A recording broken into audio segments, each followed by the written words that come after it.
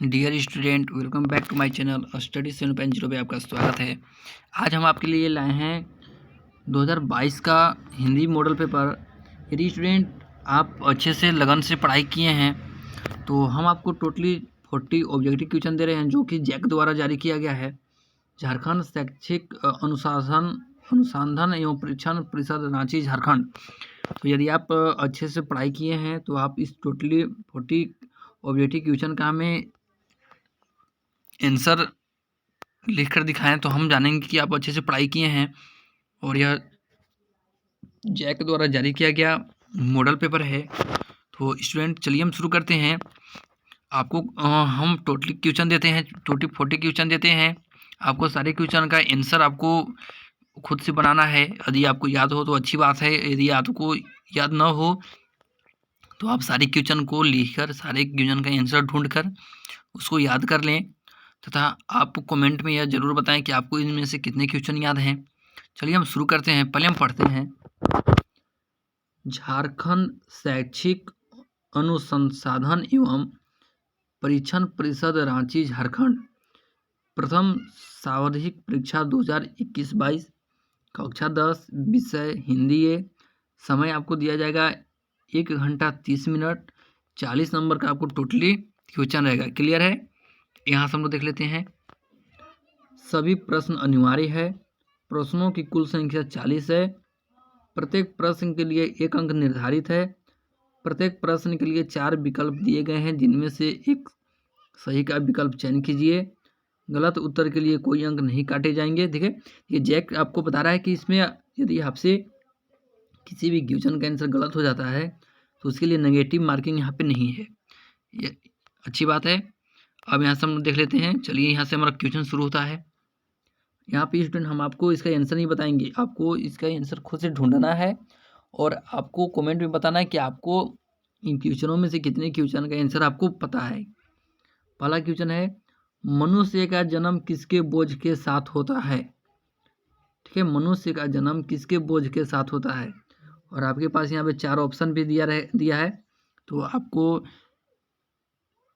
अपने माइंड में सेटअप कर लेना है कि कौन सा आंसर इसका सही होगा। और यदि आपको आंसर पता हो तो आप कमेंट में जरूर लिखें। ठीक है, दूसरा क्वेश्चन, दूसरों की उन्नति को मनुष्य क्यों नहीं देखना चाहता? दूसरों की उन्नति को मनुष्य क्यों नहीं देखना चाहता? यहाँ पे आपको 4 ऑप्शन दिए गए हैं। क्लियर है? अगला क्वेश्चन देखते हैं। स्वास्थ्य और सदाचार नष्ट हो जाते हैं। ठीक है, स्वास्थ्य और सदाचार नष्ट हो जाते हैं। चौथा क्वेश्चन, किसे भुलाकर मनुष्य निंदा में ही अपना जीवन बिताता है? यहाँ भी आपको 4 क्वेश्चन है। अहंकार, आत्मनिरीक्षण, संतुष्टि या सुख। अगला क्वेश्चन देखते हैं। उन्नति का विलोम शब्द क्या होगा? उन्नति का विलोम शब्द क्या होता है, ये भी आपको बताना है। अब यहाँ से देख लीजिए, आपको यहाँ पे दिया रहेगा, एक कविता दिया रहेगा। जैसे यहाँ पे नभ में उग आई लो, रंग भरी देखा एक टेढ़ी सी, जिसको हम इंद्रधनुष कहते हैं। उमड़ उमड़ कर अभी बादल यह बरसे हैं, महक उठी धरती और फूल पत्ती पौधे सब सरसे हैं। जीवन में इसी तरह सुख की घटाओं का अंधेरा है, इसके भी पीछे शायद रंगों का घेरा है। एक इसी आशा के तर्क पर दुख और दाह हम सहते हैं। जीवन में इसी आकर्षण को इंद्रधनुष हम कहते हैं। चलिए, यहाँ से ठीक है। अब यहाँ से आपका क्वेश्चन स्टार्ट होता है। बोला कि बादलों की तुलना किससे की गई है? बादलों की तुलना किससे की गई है? यहाँ भी आपको 4 ऑप्शन दिया हुआ है। क्वेश्चन नंबर 7वां, कवि का जीवन के प्रति दृष्टिकोण कैसा है? कवि का जीवन के प्रति दृष्टिकोण कैसा है? चलिए, यहाँ भी आपको 4 ऑप्शन है। अगला क्वेश्चन, जीवन का इंद्रधनुष कैसे बनता है? क्लियर है? तो स्टूडेंट, आपको जितने भी आंसर पता हो आप कमेंट में ज़रूर कमेंट करें। अगला क्वेश्चन देखते हैं। नेक्स्ट क्वेश्चन, आशा का विलोम शब्द लिखें। आशा का विलोम शब्द क्या होता है आपको बताना है। यहाँ पे 4 ऑप्शन है आपके पास। क्वेश्चन नंबर 10, नभ का पर्यायवाची शब्द क्या होता है? नभ का पर्यायवाची शब्द क्या होता है?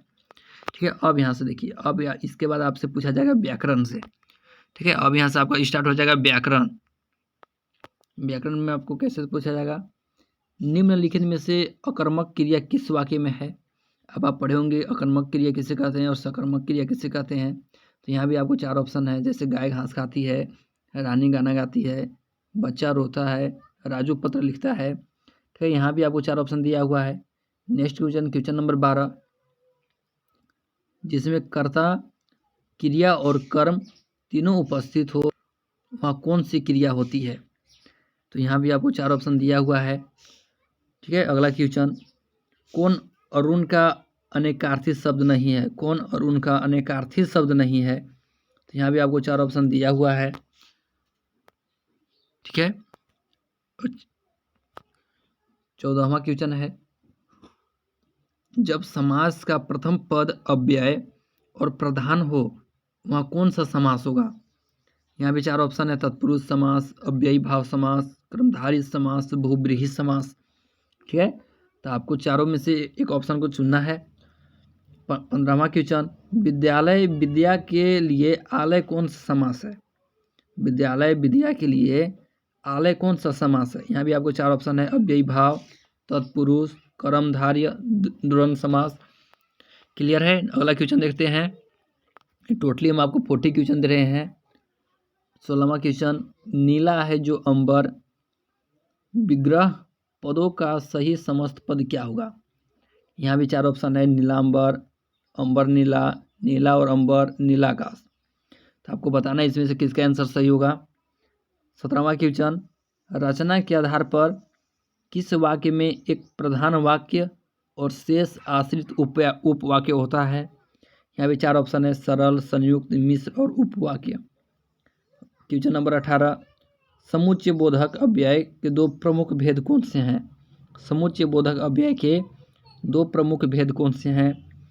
पहला, क्रिया विशेषण और विशेषण, सरल और संयुक्त, समानाधिकरण और व्यक्तिकरण, विस्मयादि बोधक और संबोधन। ठीक है, तो हम सिर्फ आपको क्वेश्चन देंगे, आपको आंसर खुद से बताना है, तभी आपको पता चलेगा कि आपने कितने तैयारी की है। अगला क्वेश्चन नंबर 20वां है, पिताजी के द्वारा अखबार पढ़ा गया वाक्य का कौन सा भेद है। ठीक है, यहाँ भी 4 ऑप्शन है, कृत्यवाच्य, क्रमवाच्य, भाववाच्य, इनमें से कोई नहीं।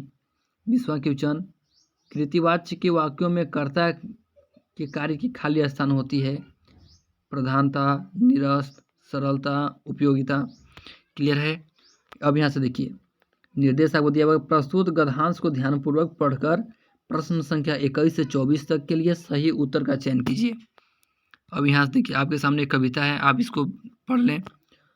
तुम्हारी यह दंतुरित मुस्कान, धन्य तुम, माँ भी तुम्हारी धन्य, चिर प्रवासी मैं, इतर मैं अन्य, इस अतिथि से प्रिय तुम्हारा क्या कर रहा संपर्क, उंगलियामा के कराती रही है मधुपर्क, देखते तुम इधर कनखी मार, और होती जबकि आंखें चार, तब तुम्हारी दंतुरित मुस्कान मुझे लगती बड़ी ही छविमान। यहाँ तक सही है। अब यहाँ से देख लीजिए, अब आपको कविता के आधार पर आपको बतानी है इसके आंसर। प्रस्तुत काव्यांश के कवि कौन है, अब आपको बतानी है जो कविता है इसकी कवि कौन है। तो यहाँ से हम आपको बता दें, आपकी पुस्तक में जितनी भी कविता हैं, जितने भी पोएम हैं, आपको सारी पोएम के जो राइटर हैं, सारे राइटर का नाम आपको याद होना चाहिए। तो यहाँ से बताना है कि इस कविता के कवि कौन है। सूर्यकांत त्रिपाठी निराला, जयशंकर प्रसाद, नागार्जुन या महादेवी वर्मा। यहाँ भी आपसे 4 ऑप्शन दिया हुआ है। अगला क्वेश्चन देख लेते हैं। बोला कि दंतुरित का अर्थ क्या है। दंतुरित का क्या अर्थ होता है, बिना दांत के, लंबे लंबे दांत, टेढ़े मेढ़े दांत या नए नए दांत। यहाँ भी आपको 4 ऑप्शन दिया हुआ है। 23वां क्वेश्चन है, माँ बच्चे को क्या कराती रही है। माँ बच्चे को क्या कराती रही है, काम, आराम, मधुपर्क, संपर्क। क्लियर स्टूडेंट, तो यही 4 ऑप्शन में से आपको सही जवाब देना है। 24वां क्वेश्चन है आपसे, कवि ने धन्य किसे कहा है। कवि जो है, जो राइटर है, वो धन्य किसे कहा है। दादा दादी को, माता और पुत्र को, बच्चे और उसके दांत को, अपने आप को और पत्नी को। यहाँ भी आपसे 4 ऑप्शन दिया हुआ है। सही है। अब यहाँ से हम देख लेते हैं, यहाँ से आपसे पूछ रहा है कि निम्नलिखित प्रश्नों के सही वैकल्पिक का चयन कीजिए। जैसे बादल किस दिशा से आ रहे हैं, ठीक है, तो यहाँ भी आपसे 4 ऑप्शन दिया है, पूर्व दिशा से, पश्चिम दिशा से, उत्तर दिशा से, अज्ञात दिशा से। 26वां क्वेश्चन है, कहीं सांस लेते हो घर घर भर देते हो, इस पंक्ति का क्या अर्थ है? पहला ऑप्शन बादलों का सांस लेना, फागुन की हरियाली महसूस करना, वातावरण का सुगंधित और मादक हो जाना, फूलों के द्वारा घर घर प्रवेश करना। तो यहाँ भी आपसे 4 ऑप्शन दिया हुआ है। यदि आप टोटली 40 क्वेश्चन में से आप लगभग 35 क्वेश्चन का मिनिमम यदि आंसर देते हैं तो आप समझ आइए कि आपने जो तैयारी की है बहुत ही, और यदि आप लगभग 38 या 39 क्वेश्चन का आंसर देते हैं तो आप समझिए कि आपने बहुत ही अच्छी तरह से तैयारी की है, मन लगाकर तैयारी की है। यहाँ से 27वां क्वेश्चन है, सूर्यकांत त्रिपाठी निराला का जन्म कब हुआ? यहाँ भी 4 ऑप्शन है, 1878 में, 1863 में, 1906 में, 1899 में। अगला क्वेश्चन है आपसे 28वां, मर्यादा न लही के माध्यम से सूरदास की गोपियाँ कौन कौन सी मर्यादा न रहने की बात कर रही है? प्रेम की, घृणा की, जीवन की, मान की। तो सारे आप पढ़े हैं स्टूडेंट, तो आपको सारे क्वेश्चन के आंसर आपको याद रहना चाहिए, ठीक है। अब यहाँ से हम देख लेते हैं। अब यहाँ से आपको इस तरह से दिया जाएगा और यहाँ से आपसे पूछा जाएगा, आपको किसी लेसन से 4 लाइन दिया जाएगा और आपसे पूछा जाएगा, हवलदार साहब को क्या अच्छा नहीं लगा? हवलदार साहब को क्या अच्छा नहीं लगा? पान वाले के द्वारा पान खाना, कैप्टन के द्वारा चश्मा पहनना, मूर्तिकार द्वारा चश्मा नहीं बनाया जाना, या पान वाले के द्वारा एक देशभक्त का मजाक उड़ाया जाना। तो यहाँ भी आपसे 4 ऑप्शन है, ठीक है।